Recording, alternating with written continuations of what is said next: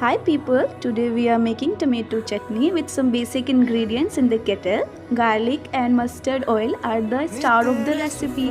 Add mustard oil in the heated kettle, then add garlic and chopped tomatoes. Roast them properly. Peel out all the skin of the tomatoes properly.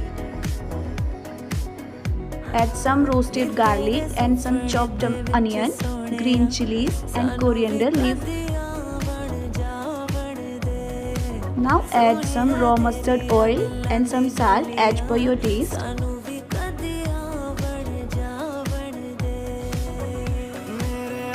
Now mash it with your hands for that garlicky and mustardy flavor, and it's ready.